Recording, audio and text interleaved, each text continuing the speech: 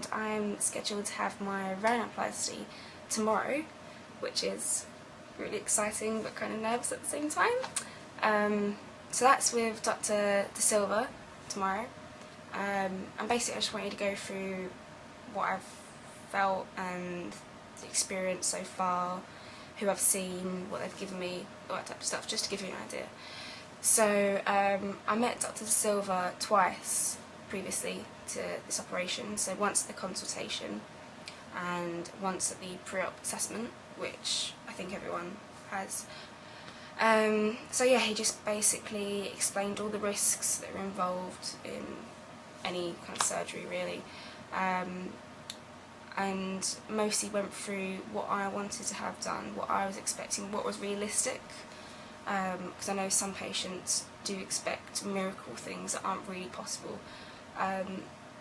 So I explained what was bothering me, and that's mostly the tip of my nose right there. I'm not really fussed about the bridge or anything, so it was mostly the tip.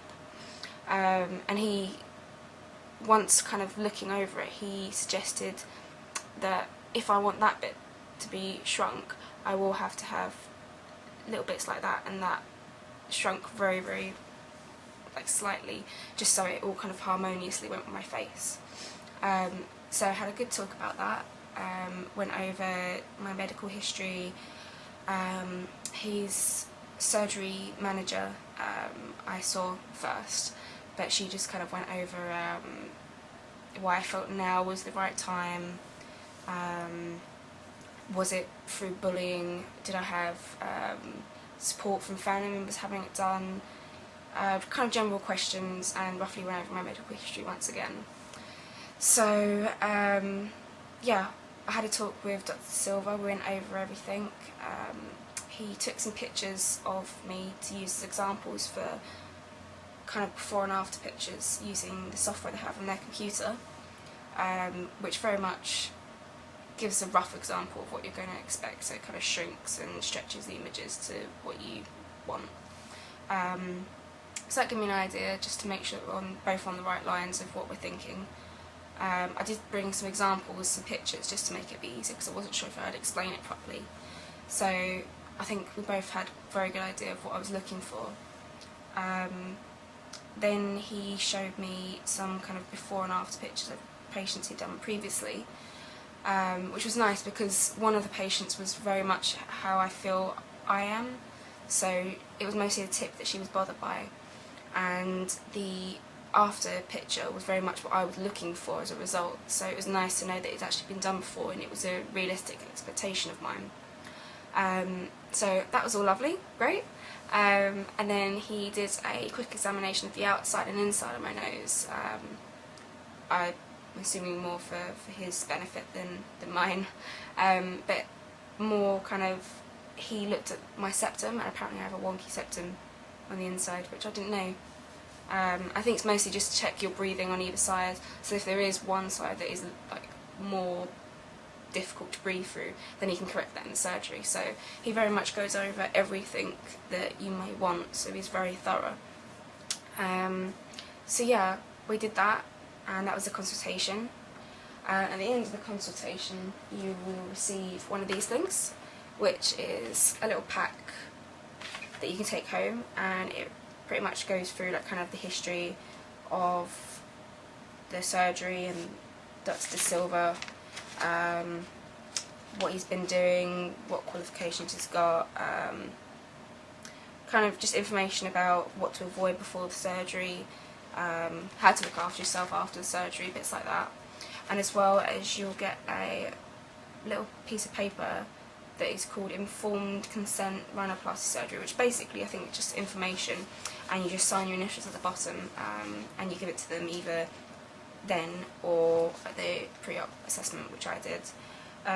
So yeah, it pretty much says to you like the introduction of rhinoplasty, all the different risks that kind of involve, which rarely happen, but they have to say it anyway, just so you have any questions. Yeah, just all the kind of the information about it really, and at the back it'll just have like kind of the consent bit, same for the treatment and procedure, niece tests, things like that.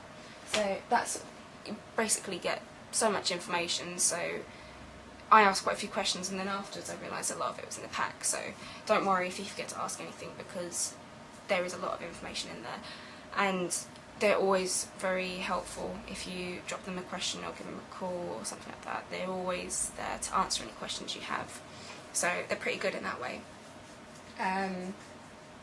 Then at the pre-op assessment, I took my mum along because I just felt that she was very interested about it, and she kind of would be the one that would look after me after, and she was paying slightly towards it as a present, so I felt that it was good to have her involved, and she did want to come to the consultation, but she couldn't.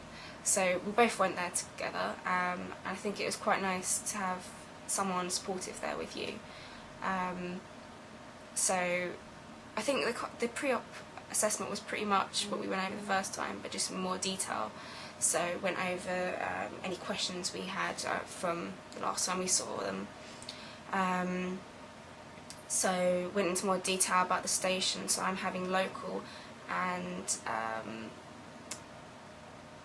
what was it called?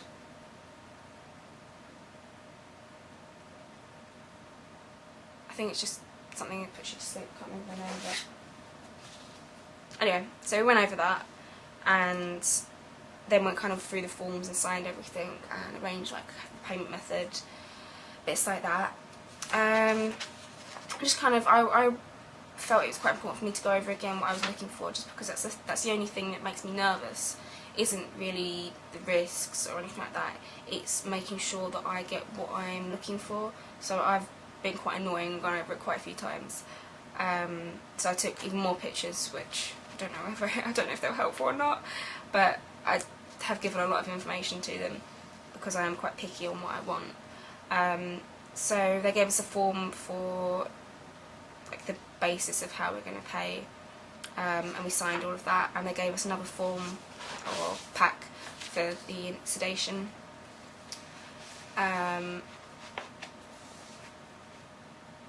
Yeah, it just basically says things to do, so not to drink 2 hours before the surgery, and all that kind of information about actually before surgery kind of thing, and more information about what vitamins and things to take. Also, I thought I'd mention that the vitamins that we were recommended to take beforehand were actually vitamin C, 1,000 milligrams 3 times a day, which I felt was a lot, but I think it's meant to, it's apparently meant to kind of help with reduction of like swelling and bruising and things like that, so it makes the recovery a lot better. As well, you'll probably be asked to buy a thing called Arnica 30C, which is basically a little kind of, I thought it looked like a lip balm first of all, but it's like a little container. It has little tiny little pills in them, which basically you just kind of click the top and it goes into the lid, and you take the lid off and take it like mouthwash basically, just chuck it in.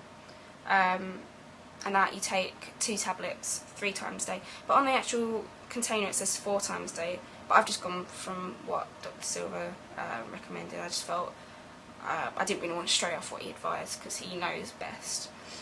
So yeah, just basically just chew them. Don't take them water, just chew them like you would sweets basically. As well, the day before you'll get told to take antibiotics. I think they're antibiotics anyway. And basically you just carry on taking those. So you have a various amount of drugs that he'll prescribe you, and you need to get before the actual procedure, so you've got everything ready. And just kind of make sure that you are organised, because once you have it done, I can imagine you don't want to do anything.